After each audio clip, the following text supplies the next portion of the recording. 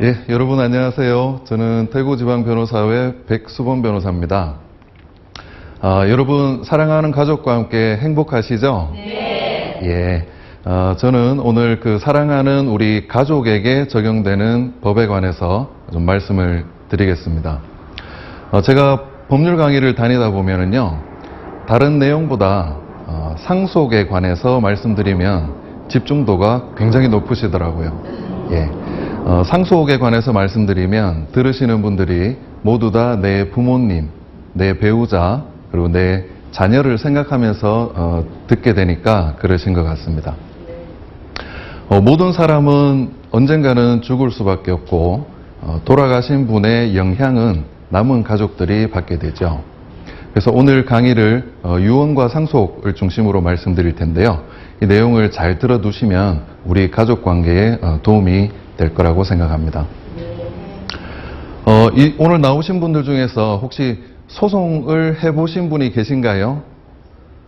예, 다행입니다. 예, 굉장히 평온하게 살아오신 것 같고요. 그렇다면은 가족 간의 소송, 특히 형제 자매하고 소송을 해보신 분은 당연히 안 계실 텐데요. 계시더라도 이 자리에서는 또 말씀 안 하시겠고요. 남들한테 말을 잘 안 하고 못 하겠지만 사실은 변호사 사무실에는 가족 간의 소송, 특히 형제 간의 부모님의 재산을 둘러싸고 소송도 많이 일어나고 있습니다. 네. 부모님의 재산이 많은 경우에는 아무래도 자녀들 간의 재산에 관한 분쟁이 발생할 가능성이 좀 더 높다고 할 수 있습니다. 주로 멀리 있는 자녀는 가까이 있는 자녀가 나 몰래 부모님 재산을 좀 더 가져가는 게 아닌가, 또 이렇게 해서 생각하는 경우가 많고요. 네. 또 가까이 있는 자녀는 멀리 있는 자녀가 나만큼 부모님에 대해서 도리를 다하지 않는다고 생각해서 또 서운하게 생각하는 경우가 있습니다. 그런 것들이 오랜 기간 쌓여다 보면 결국은 부모님 돌아가신 이후에 갈등이 이제 폭발하게 되는 경우가 많습니다. 또는 형제 자매들은 그래도 같은 핏줄이고 어려서부터 같이 자라왔기 때문에 그래도 또 이해하고 넘어가는 경우가 많아요. 네. 예. 그런데 어떤가요? 각자 가정을 가지게 되면 배우자의 입장은 또 좀 다를 수가 있습니다. 네. 시댁재산 소송은 보통 누가 문의하러 많이 올까요? 네, 며느님이 많이 옵니다.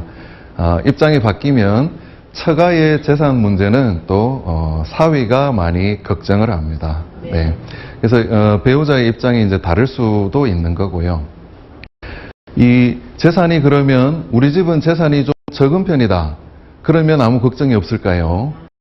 예, 그렇지도 않습니다. 재산이 적어도 또 형제 자매 중에는 좀 더 욕심을 내는 사람도 있을 수 있고요. 또 어떤 형제 자매는 다른 사람에 대해서 서운하게 생각하는 경우도 있을 수 있습니다. 네, 그래서 분쟁이 생길 수 있는 거고요. 또 부모님이 재산이 전혀 없고 빚만 남기셨다면 이 경우에는 또 더 조심을 해야 됩니다. 부모님의 불행이 나나 내 자녀의 불행으로 이어지지 않도록 나를 방어하는 법을 이제 알고 계셔야 하는 거죠. 예, 오늘은 이처럼 유언, 법정 상속, 그리고 유류분에 관해서 말씀드릴 텐데요. 이제 본론으로 들어가겠습니다. 법하면 아무래도 좀 어렵고 딱딱하지요. 예. 변호사 일을 하지만 제가 봐도 좀 어렵고 딱딱해 보입니다. 세상에 일어나는 수많은 일들에 관해서 다양한 생각을 가진 많은 사람들의 어떤 공통된 합의점, 약속을 정해놓은 것이 법이니까 어느 정도는 복잡하고 어려울 수밖에 없을 겁니다. 네. 하지만 알고 보면은요, 우리 평범한 일반인의 건전한 상식의 범위 내에 내용은 다 들어가 있습니다. 네. 예, 말이 좀 어려워서 그렇죠. 예, 오늘 강의는 제가 변호사가 법률 용어를 많이 쓰면요, 강의하는 사람은 잘 알아요. 예, 그런데 들으시는 분들이 이해하시기가 조금 어려우실 수가 있습니다. 그래서 네. 오늘 대본도 내려놓고 나왔습니다. 가능하면 일상 용어로 좀 여러분이 잘 이해하실 수 있도록 쉽게 한번 설명을 드려보겠습니다. 예, 오늘 강의 순서는 첫 번째 유언입니다. 유언은 나의 사망 시에 나의 뜻, 특히 재산에 관한 나의 의사를 법적으로 유효하게 남길 수 있는 제도라고 쉽게 말씀드릴 수 있습니다. 다음 법정 상속은요, 법이 보충적으로 정하고 있는 재산 상속의 기준이라고 말씀드릴 수 있고요. 마지막으로 유류분은 법정 상속분의 일정 비율도 받지 못한 상속인에게 재산의 일부라도 상속받을 수 있도록 하는 제도라고 간략히 소개해 드릴 수 있습니다. 예, 첫 번째 강의 주제는 유언입니다. 우리 법은 유언의 방식을 딱 5가지로 제한하고 있습니다. 왜 이렇게 엄격하게 제한할까요? 내가 내 자녀들에게, 내 가족들에게 어떤 내 마음을 남기고 싶다면 방식이나 말로 해도 될 것이고 어떤 방식이나 내용의 제한을 받을 필요가 없지 않을까요? 네, 당연합니다. 집에서 내 가족들에게 유지를 남기시는 것은 어떠한 법적인 제한도 없습니다. 예, 가족들이 그 뜻을 받들어서 존중하면 되는 것이죠. 그런데 제가 지금 말씀드리려는 내용은 그 이상의 법적인 효과를 부여하기 위해서는 꼭 지키셔야 할 내용들입니다. 네.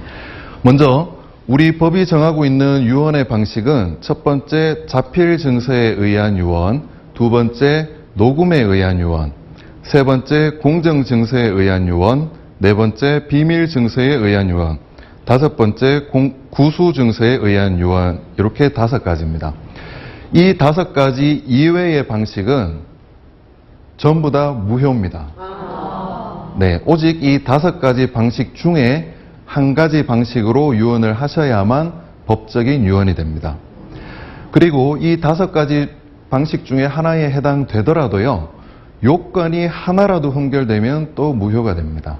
네, 그래서 그렇게 하는 이유도 조금 후에 말씀을 드리겠습니다. 이 유언의 방식 5가지 중에서 1번 자필 증서에 의한 유언이 오늘 여러분께 가장 도움이 되는 방식입니다. 왜냐하면요, 자필 증서에 의한 유언은 혼자서 할 수 있어요. 증인이 없어도 됩니다. 비용도 전혀 들지 않습니다.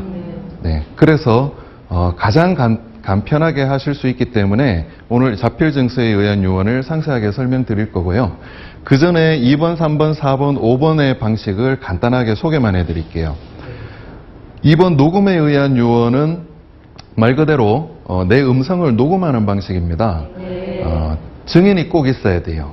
증인이 내 유언을 듣고 나는 누군데 이런 유언을 들었다라고 확인을 해줘야 됩니다. 그런데 그 녹음은 눈에 보이는 문서가 아니잖아요. 네, 그렇다 보니까 많이 이용되는 편은 아닙니다. 3번 공정증서에 의한 유언은 아마 많이들 들어보셨을 텐데요. 가장 안전한 방식이라고 말씀드릴 수 있습니다. 비용이 들지만 공정사무실을 찾아가시면 전문가들이 다 알아서 해주죠. 예, 어떻게 해야 될까 고민하실 필요가 없는 방식입니다. 다만 공정증서에 의한 유언도 2명 이상의 증인이 필요합니다. 예, 공정사무실 가시면 다 안내를 해주실 텐데 공증인의 면전에서 증인 2인 이상을 같이 동석해서 유언을 남기셔야 합니다. 다음 4번 비밀 증서에 의한 유언은요, 말 그대로 내가 남기는 유언의 내용을 내가 사망할 때까지 비밀로 할 수 있는 방식입니다. 이것도 증인이 있어야 돼요. 유언장을 작성해서 봉투에 넣으시고 엄봉 날인 하신 다음에 증인들도 이 사람의 유언장이 이 안에 들어있는 것이 맞다라고 확인을 해주고 또 법원에서 확정 일자 인도 받으셔야 하는 방식입니다. 굉장히 안전한 방식 중에 하나이지만 그만큼 요건도 주의하셔야 되는 그런 방식입니다. 마지막 구수증서에 의한 유언은요, 나머지 1, 2, 3, 4번 방식에 의한 유언을 모두 할 수 없을 정도로 급박한 사정이 있을 때에만 하실 수 있는 방식입니다. 말하자면 건강 상태가 이제 극도로 안 좋아지셔서 문서를 쓰거나 말을 이렇게 제대로 증인을 불러서 하기 어려우실 때, 그럴 때 이제 말로 할 수 있는 방식인데요. 저 방식도 증인이 필요하고 또 급박한 사유가 종료한 이후에 돌아가시기 전이라도 법원에 확정일자인을 검인을 받으셔야 하는 그런 요건이 있습니다. 그래서 결국은 2번, 3번, 4번, 5번은 전부 다 혼자 못합니다. 네. 다른 사람, 증인의 도움이 필요하고 또 비용이 발생할 수 있는 그런 방식입니다. 그렇지만 제가 이제 설명드리려고 하는 자필 증서에 의한 유언의 방식은 그렇지 않습니다. 한번 설명을 드릴게요. 먼저 요건은 굉장히 간단합니다. 그런데 간단하지만 이 요건이 얼마나 중요한지부터 제가 사례를 통해서 먼저 말씀드리고 요건을 설명드리겠습니다. 벌써 10년이 훨씬 넘었는데요. 한 자수성가한 사업가가 계셨습니다. 이분이 생전에 자신의 한 120억가량의 모든 재산과 유언장을 은행에 맡기셨어요. 예, 그리고 이제 사업가가 돌아가셨거든요. 그래서 사업가의 상속인들이 장례를 잘 치르고 나서 이제 은행을 찾아갔습니다. 사업가가 맡기신 재산을 이제 상속인들에게 내어 주십시오. 이렇게 하니까 은행이 유언장을 제시하면서 상속인들에게 이렇게 말합니다. 죄송하지만 사업가께서 유언장을 저희한테 맡기셨는데 그 내용은 상속인들에게 재산을 하나도 안 물려주시고 유명 사립대학교에 전 재산을 기부하신다는 내용입니다. 그래서 죄송하지만 저희가 이 재산은 모두 사립대학교에 가야 하고 상속인들에게 재산을 내드릴 수가 없습니다. 이렇게 됐습니다. 깜짝 놀란 상속인들이 은행을 상대로 소송을 제기하게 됐죠. 그리고 그 유언장에 따르면 전 재산을 기부받게 될 대학이 그 소송에 은행을 돕기 위해서 참가하게 됐습니다. 수년간의 소송이 벌어졌고요. 결국 1심, 2심을 거쳐서 대법원까지 이 사건이 가게 됐습니다. 유명한 연세대학교 기부 유언 사건인데요. 결론은 어떻게 됐을까요? 네. 좀, 여러 가지 이제 견해가 나뉠 수 있는 부분입니다. 유언장에는 분명히 연세대학교의 모든 재산을 기부한다고 써 있고, 그렇지만 그 돌아가신 사업가의 핏줄들, 그리고 배우자가 생존해 계실 수도 있고요. 법적인 상속인들이 분명히 생존해 계시는 상황이었거든요. 그리고 그 유언장은 그 사업가가 자필로 직접 작성하신 것이 맞았습니다. 네. 그런데 사건의 결론은 이렇게 났습니다. 예. 수년간의 소송 끝에 대법원에서 날인이 없는 유언장은 무효다라는 판결이 나게 됐습니다. 네. 안타깝게도 그 사업가가 맡기신 유언장을 살펴보니까요. 본인이 작성하신 게 다 맞는데 마지막에 한 가지 요건이 빠져 있었어요. 날인이 없었던 겁니다. 네. 그래서 은행과 대학에서는 주장을 했습니다. 설사 도장이 하나 빠졌더라도 돌아가신 분이 남기신 유언장이 맞는데 그분의 진정한 의사대로 재산이 처분되는 것이 맞지 왜 사소한 요건이 흠결됐다고 해서 그것을 다 무효로 해야 되느냐 이렇게 다투었거든요. 그렇지만 우리 대법원은 헌법재판소도요. 자필 유언장에 날인이 없으면 그것은 무효로 보는 것이 맞다라고 결정했습니다. 이렇게까지 엄격하게 120억의 향방이 완전히 달라졌죠. 네. 이렇게까지 유언의 효력 요건을 엄격하게 보는 이유가 있습니다. 그 이유는 바로 유언장은 유언자가 돌아가신 이후 이 세상에 없으실 때 비로소 효력이 발생하는 문서이기 때문에 불리한 사람에 의해서 유언장이 위조 변조되거나 파기 은닉될 가능성이 굉장히 높은 문서입니다.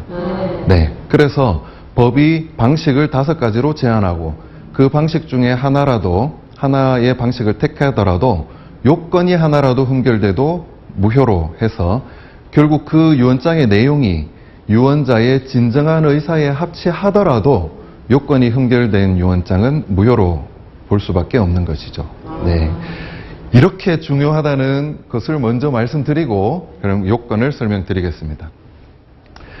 자필 증서에 의한 유언의 유효 요건은 간단합니다. 네.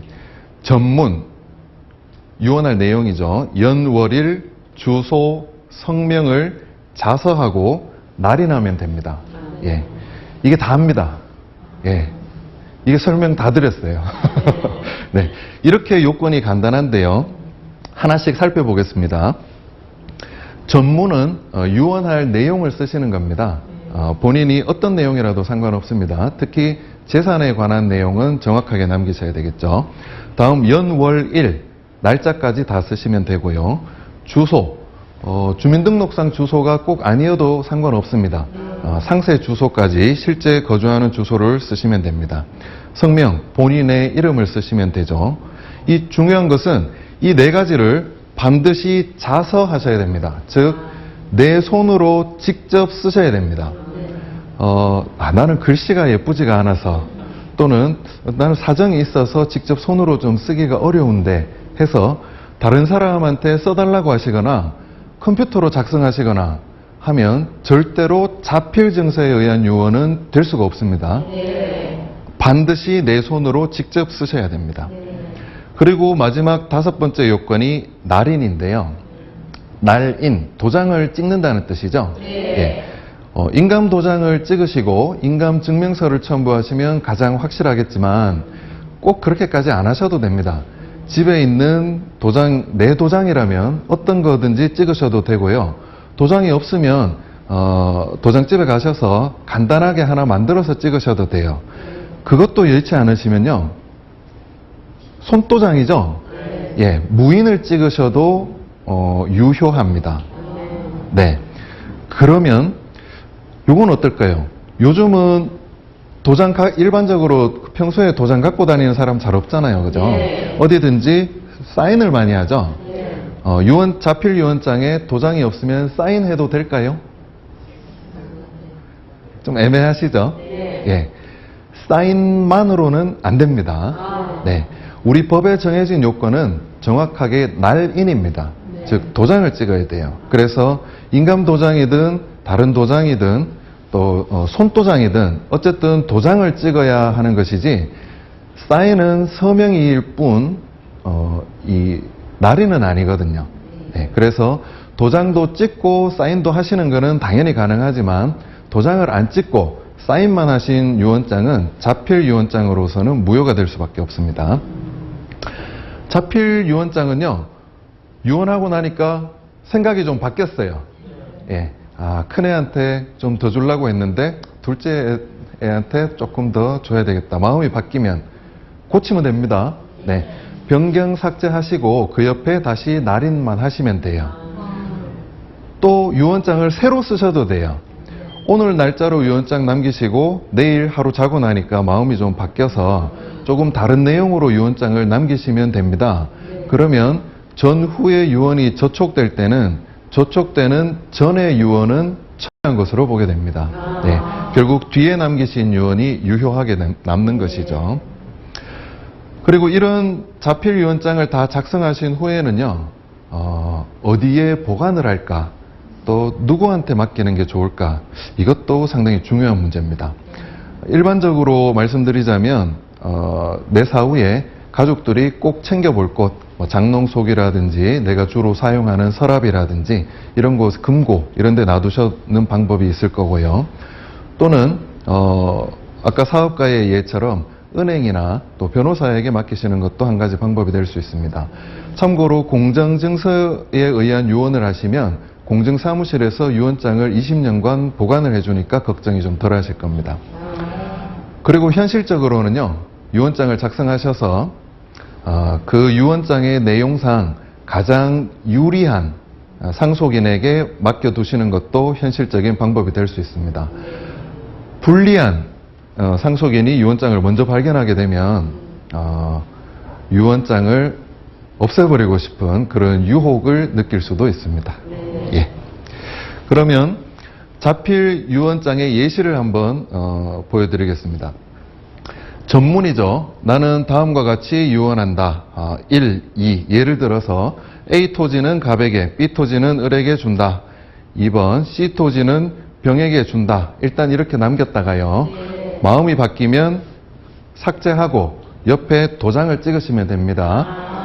아니다. 정에게 준다. 이렇게 고치셔도 됩니다. 예. 먼저 전문을 남기시고요. 꼭 재산에 관한 내용뿐만 아니라 너희 어머니 잘 모시고 우애 있게 잘 지내기 바란다. 고맙고 사랑한다. 평소에 못하시던 이런 말씀을 남겨보셔도 좋겠죠. 다음은 연월일입니다. 2018년 월 1까지 기재를 하시면 되고요. 다음은 성명이죠. 예, 홍길동 본인의 이름을 쓰시면 됩니다. 그리고 주소, 상세 주소까지 주소를 기재하시고요. 마지막으로 꼭 빠뜨리셔는 안 될 게 뭐라고요? 예, 날인. 도장을 찍는 거를 절대로 잊지 마시기 바랍니다. 예, 이렇게 유언장을 손으로 직접 쓰시면 법적으로 유효한 유언이 됩니다. 이 유언장은요, 아무런 비용 없고 증인도 없지만 제가 처음에 말씀드린 5가지 유언의 방식, 이 5가지는 모든 방식들이 법적 효력이 다 동일합니다. 네. 어떤 방식이 효력이 더 강하고 어떤 방식은 효력이 약하고 이렇지 않습니다. 예. 예, 다음은 법정 상속에 관해서 말씀드리겠습니다. 돌아가시는 분이 어떤 내 재산을 이렇게 한다라고 말씀을 남겨주시면 그게 이제 유언이 되고 법에 어긋나지 않는 한 원칙적으로 그 유언의 내용대로 재산이 이제 승계가 됩니다. 그런 유언을 남기지 않으신 경우에는 남은 상속인들이 잘 협의하면 됩니다. 협의하면 공동상속인 전원이 동의를 하게 되면 상속재산 분할 협의서를 작성해서 가족들이 협의한 대로 재산을 승계하시면 됩니다. 그런데 그런 가족 간의 협의가 되지 않거나 또는 어려우니까 우리는 법에 정해진 대로 하고 싶다 하실 때는 법이 재산 분배에 관한 기준을 제시하고 있는데요. 그 내용을 말씀드리겠습니다. 우선 상속인의 범위와 순위입니다. 상속인의 범위, 누가 상속인이 되느냐는 말씀이죠. 상속인에는 혈족과 배우자가 있습니다. 그리고 혈족 중에서 제1순위 상속인은 직계 비속입니다. 자녀, 손자녀를 말하는 거죠. 그리고 이 직계 비속에는 엄마가 임신 중일 때 아버지가 돌아가신 경우에 나중에 살아서 태어나는 태아도 포함이 됩니다. 2순위 상속인은 직계 존속인데요. 예, 부모님과 할아버지 할머니가 되겠죠.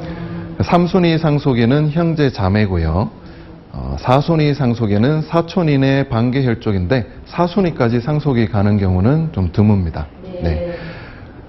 혈족 이외의 상속인은 배우자입니다. 배우자는 제1순위나 2순위, 즉 자녀나 부모가 계시면 자녀가 있으면 자녀와 공동상속인이 되고요. 자녀가 없으면 부모와 공동상속인이 됩니다.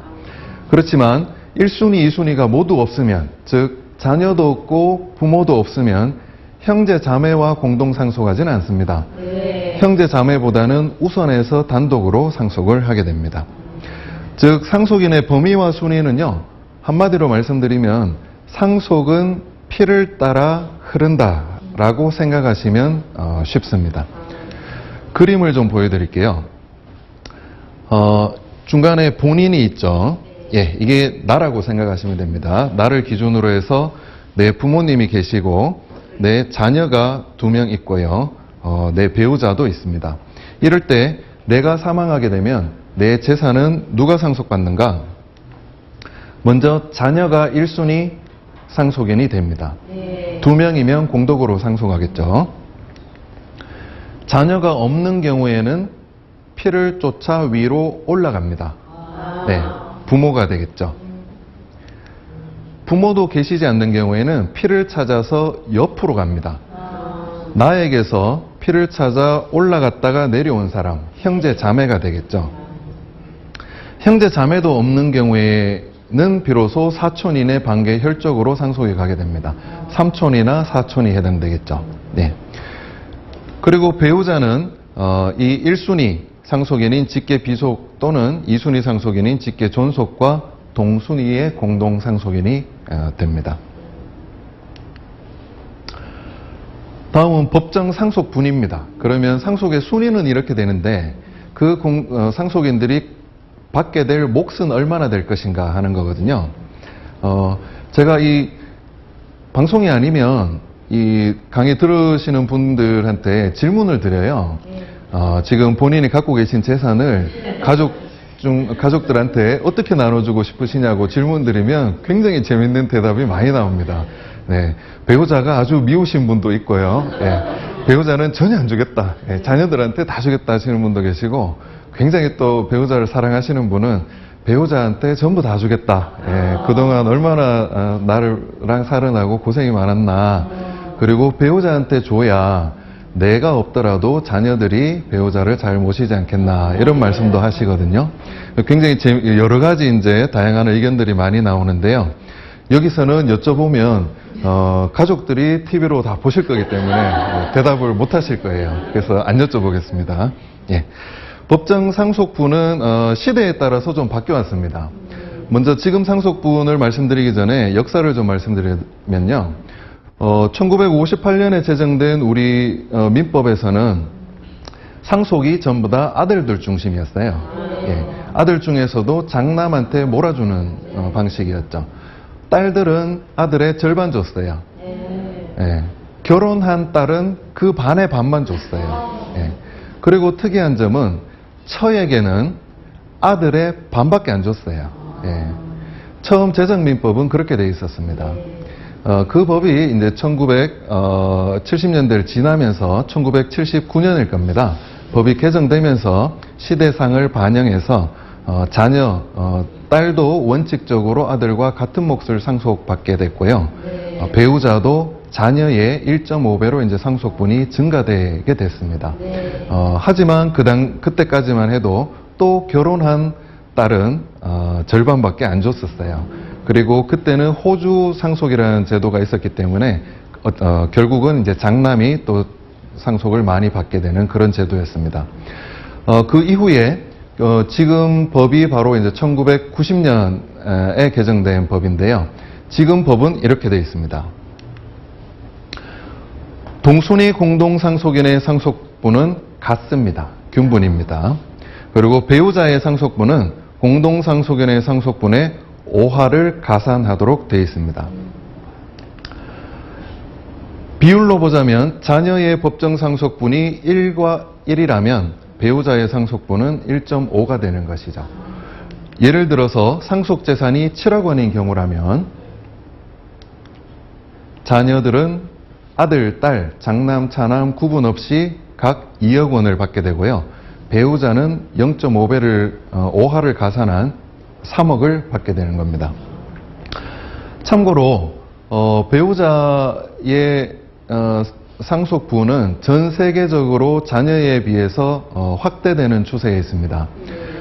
우리나라도 방금 말씀드린 대로 아들의 절반에서부터 발전해서 지금은 자녀의 1.5배까지 왔잖아요. 우리나라에서도 한 10여 년 전부터 배우자에게 전체 상속재산의 절반을 먼저 상속해주고 그 다음에 나머지 절반으로 자녀들에게 나누어주거나 배우자까지 다시 포함해서 나누어주는 그런 상속법 개정 법안이 2차례 정도 발의가 됐었습니다. 국회를 아직 통과하지는 못했지만요. 결국은 앞으로 언젠가 법이 개정된다면 배우자의 상속분이 확대되는 방향으로 개정될 가능성이 매우 높다, 이렇게 말씀드릴 수 있겠습니다. 방금 말씀드린 것이 바로 법정 상속분인데요. 이 법정 상속분은 실제로 상속인이 받게 되는 구체적 상속분과는 조금 다를 수가 있습니다. 우리 주변에 보면 자녀들이 이제 전국에 많이 흩어져서 살게 되죠. 예, 각자 또 가정을 꾸리고 일을 하고 살다 보면 바쁩니다. 그러다 보면 어떤 자녀는 결혼 자금, 유학 자금, 사업 자금 등으로 부모님한테서 재산을 미리 많이 받아가는 자녀도 있을 수 있고요. 또 반대로 어떤 자녀는 부모님을 모시고 살거나 또 가업을 잇거나 또는 부모님을 특별히 장기간 병간호를 하거나 또 요즘은 요양원에 많이 모시죠. 요양비를 전적으로 부담한다든지 다른 형제에 비해서 특별히 기여를 하는 경우도 있을 수 있습니다. 그런 경우에 미리 많이 받아간 자녀나 또 특별히 기여한 자녀나 그냥 평범한 자녀나 모두 법정 상속분대로 똑같이만 나눠준다면 누군가는 수긍하지 못할 수도 있겠죠. 예, 그런 경우에 이제 형평을 위해서 조절하는 제도가 바로 특별수익자와 기여분 제도입니다. 그래서 미리 재산을 많이 받아간 자녀는 상속분을 선급받은 것으로 봐서 상속재산을 좀 줄여주고요. 반대로 특별히 상속재산의 유지 증가나 부모님 부양에 특별히 기여한 자녀는 기여분이라고 해서 상속재산을 좀 더 얹어서 주는 제도가 다 있습니다. 다음은 상속의 승인과 폭입니다. 피상속인이 돌아가시고 상속인이 아무런 조치도 하지 않거나 적극적으로 상속을 받게 되면 피상속인의 재산상 권리와 의무를 모두 포괄적으로 승계하게 됩니다. 그걸 단순 승인이라고 하고요. 반대로 나는 전혀 상속을 거부하겠다. 전면적으로 피상속인의 권리와 의무 승계를 거부하는 것도 가능합니다. 그것을 상속 포기라고 하는데요. 속으로 마음으로만 해서는 딴 사람들이 모르겠죠. 그러니까 상속 포기를 하시려면 상속이 개시된 날로부터 즉 돌아가신 날로부터 3개월 이내에 가정법원에 가서 상속 포기 신고서를 제출하시면 됩니다. 이 가운데 있는 제도도 있습니다. 그게 바로 한정승인인데요. 한정승인 제도는 피상속인이 남긴 상속재산의 한도에서만 상속 채무를 갚을 책임을 부담하겠다고 선언하는 것입니다. 한정승인도 마찬가지로 상속이 개시된 날로부터 3개월 이내에 가정법원에 한정승인 신고서를 제출하셔야 하는 것이 원칙인데요. 기간을 이렇게만 제한을 하니까 돌아가셨고 나서 3개월 지날 때까지 빚이 많다는 것을 몰랐던 가족들이 많이 생깁니다. 그래서 그런 나중에 가족들이 이제 빚더미에 올라앉는 것을 해결해 주기 위해서 지금은 법이 개정이 되어 있습니다. 돌아가시고 나서 3개월이 지났더라도 채무가 초과하는 사실을 안 날로부터 3개월 이내에 다시 특별 한정 승인을 하실 수 있는 제도가 마련이 되어 있습니다. 대부분의 경우는 상속 채권자가 제기한 민사 소송에 소장이 집으로 송달돼 온 날에서야 비로소 아버지 빚이 많으셨구나 하는 걸 알게 되는 경우가 많기 때문에 그 소장을 받은 날로부터 3개월 이내에 특별 한정 승인 신고서를 제출하시면 되겠습니다. 그러면 빚을 남기신 경우에는 전부 다 상속 포기를 하면 될 게 아닌가 이렇게 생각하실 수가 있겠죠. 결론부터 말씀드리면요. 자녀들이 전부 상속을 포기해버리면 나중에 갓난아이들이 손자녀들이 빚을 상속하게 될 수가 있습니다. 예전에는 이런 경우가 꽤 많았는데요. 좀 설명이 필요합니다. 이 경우에는 간단하게 말씀드리면 누군가는 한정 승인을 해서 빚이 2순위, 3순위, 4순위 상속인으로 계속 내려가는 것을 막아줄 필요가 있습니다. 네. 일단 결론부터 말씀드리면요. 빚을 갚을 수 있으면 갚으면 좋겠죠. 그렇지만 갚을 수 없는 빚일 때는 일단 손자녀가 있는 경우에는 자녀들이 한정 승인을 하시고 배우자는 상속 포기를 하시는 게 좋습니다. 이 방법을 추천을 드립니다. 이렇게 하시면은요, 자녀들이 한정 승인자인 자녀들이 비록 남기신 재산으로 상속 채무를 정리하는 후속 절차를 좀 하셔야 되지만 손자녀에게 또는 형제 자매에게 사촌에게까지 빚이 계속 내려가는 것은 방지하실 수가 있습니다. 이게 생각보다는 간단치 않은 문제인데요. 예를 들어서 배우자가 산정 승인을 하고 손자녀가 있는 자녀들이 상속을 포기하면 어떻게 될까요? 직계 비속, 1순위 상속인에는 자녀만 있는 게 아니거든요. 손자녀도 직계 비속입니다. 자녀들이 상속을 포기해버리면 손자녀가 1순위 상속인으로 빚을 상속받게 됩니다. 그러면 손자녀까지 다 포기하면 될 거 아닌가요? 손자녀까지 다 포기하면 2순위 상속인이 누구죠? 직계 존속이 2순위 상속인입니다.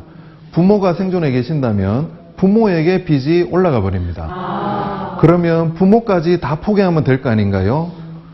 부모가 포기하시면 3순위 상속인이 누구죠? 형제 자매가 있습니다.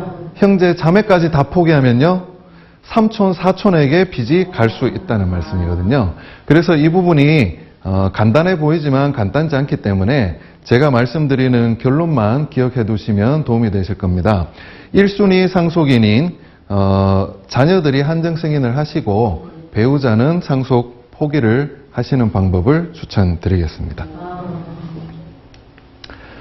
다음은 대습상속제도입니다.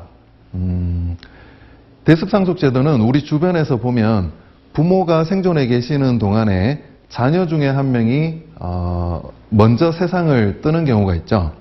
그런 경우에 나중에 부모가 돌아가시면 그 자녀에게 줄 몫을 그 자녀의 배우자와 또 그 자녀의 자식들에게 대신 물려주는 것을 보셨을 겁니다.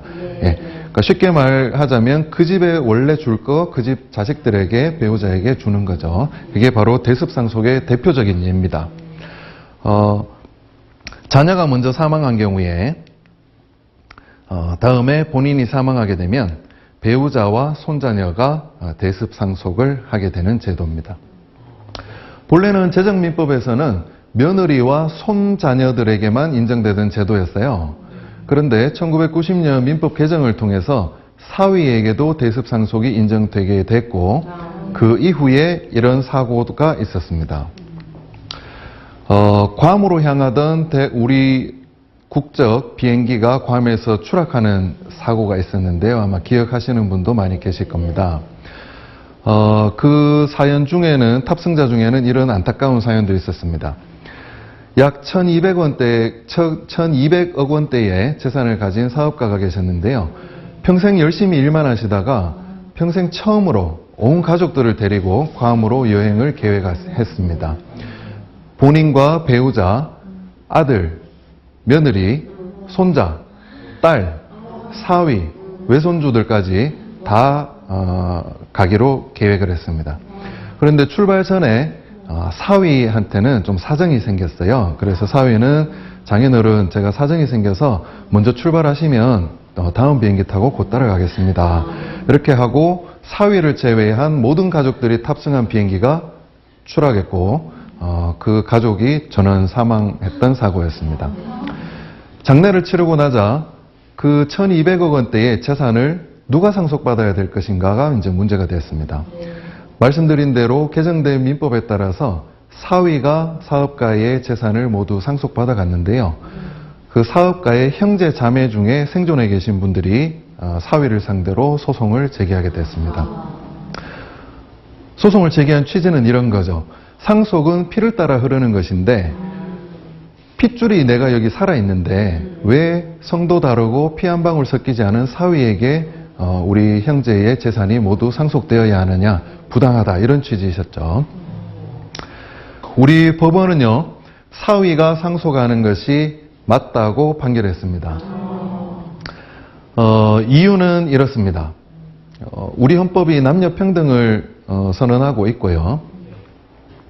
또 요즘 시대에는 어떻습니까? 장인이나 장모님에게 사위나 딸이 또 잘하는 집이 많죠. 예. 그리고 형제 자매라고는 하지만 그래도 반계혈족에 불과한 사람들보다는 사위의 대습 상속권은 딸의 상속권을 바탕으로 한 것이거든요. 그래서 직계 비속인 딸의 상속 기대권을 보호해 주는 것이 더 맞다고 볼 수 있고, 그래서 이런 폭넓은 입법 재량권을 가진 국회가 사위에게 대습 상속을 인정하는 법을 만들었다고 해서 헌법에 위반된다고까지는 볼 수 없다, 이렇게 결론이 났습니다. 예, 다음은 상속 결격제도입니다. 촌수로는 상속을 받을 지위에 있지만 도저히 상속을 줘서는 안 되는 사람도 있을 수 있겠죠. 네. 예, 예를 들어서 고의로 상속 관계인 등을 살해했거나 살해하려고 한 사람, 또는 상해를 가해서 사망에 이르게 한 사람, 이른바 폐륜 범죄를 저지르는 사람, 상속을 줘서는 안 되겠죠. 예, 또 사기 강박으로 유언을 방해하거나 유언을 강제로 하게 하거나, 또는 유언서를 위조, 변조, 파기, 은닉한 사람, 마찬가지로 상속을 받을 수 없게 됩니다. 이런 경우에는 어떨까요? 한 젊은 신혼부부가 있었는데요. 아내가 임신을 하고 아주 행복한 하루하루를 보내고 있었습니다. 그런데 어느 날 운전면허 학원에 근무하던 남편이 자동차 운전면허 수강생의 실수로 일어난 교통사고로 그만 사망을 하고 말았습니다. 네. 아빠 없이 아이를 키울 생각에, 또 아빠 없이 자랄 아이 생각에 임신 14주차에 있던 세댁은 잠을 이룰 수가 없었는데요. 시부모님의 강력한 반대에도 불구하고 결국은 태아를 낙태를 하게 됩니다. 그러자 이제 아들도 잃고 손주가 될 태아도 잃은 시부모님과 이 며느리 사이에 상속권을 두고 이제 다툼이 일어났는데요. 아까 말씀드린 대로 상속 결격은 사람을 살해하거나 여러 가지 이제 사유가 있습니다만은 사람을 살해해야 되거든요. 그런데 태아는 어떤가요? 태아는 생명체라고 우리가 생각은 하지만 엄마 몸속에서 완전히 노출되기 전까지는 사람과는 또 다른 어떤 존재입니다. 그래서 우리 법이 태아를 낙태한 것을 상속 결격으로 정하고 있지 않은데 이 경우에 어떻게 해야 될 것인가가 법원에서 문제가 됐습니다. 결론은요. 태아를 낙태한 며느리는 남편을 상속할 자격이 없다라고 결론이 났습니다. 예, 우리 법이 태아는 비록 아직 사람은 아니지만 상속에 있어서만큼은 태어난 것으로 보고 있기 때문에 사람을 살해한 것이나 또는 태아를 낙태한 것이나 상속을 받을 자격의 판단에 있어서는 동일하게 볼 수 있다, 이런 취지였습니다. 예, 다음은 오늘 마지막 주제네요. 유류분입니다. 유류분은요, 내 재산을 내 마음대로 처분할 수고자 하는 피상속인의 자유와 어느 정도는 상속을 받을 수 있을 거라고 기대하고 있었던 상속인의 기대권을 적절히 절충시켜주는 제도인데요. 먼저 유류분 비율을 보면요, 피상속인의 직계 비속과 배우자, 즉 자녀와 아내나 남편은 본래 자신이 받을 법정상속분의 2분의 1이 유류분이 됩니다. 네. 그리고 직계 존속과 형제자매는 3분의 1이 되는데요. 유류분 반환 청구권은 소송상 행사해야 되거든요. 그러니까 소를 제기하셔야 돼요. 그런데 기간 제한이 있어서 좀 주의를 하셔야 됩니다. 상속의 개시와, 즉 어른이 돌아가시고 나서 유류분 침해 사실, 내가 받을 수 있는 법정상속분의 절반도 받지 못했구나 라는 사실을 안 때로부터 1년 안에 반드시 소송을 제기하셔야 하고요. 그 기간은 상속이 개시된 때로부터 10년이 지나서도 안 됩니다. 네, 그래서 이 부분을 좀 주의를 하셔야 되는데요. 특히 공동상속인에 대한 증여는 기간 제한 없이 유류분 산정의 기초 재산이 다 포함이 됩니다. 이 말씀은 무슨 말씀이냐면요.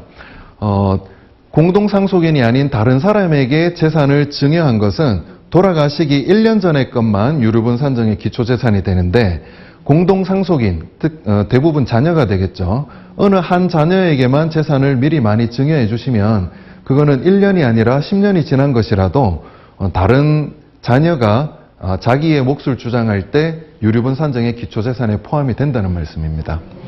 그리고 유언과 유류분의 문제가 있는데요. 유언을 남기실 때 어느 한 자녀에게 더 주고 싶으시더라도 덜 받는 자녀가 나중에 자신의 몫에, 몰래 받아야 될 몫의 절반은 유류분으로 주장할 수 있다는 걸 감안하셔서 좀 공평을 기해 주시는 것이 도움이 됩니다. 제가 많이 받는 질문이요. 공증하면은 유류분 안 줘도 된다던데 맞습니까? 이런 질문 많이 받거든요.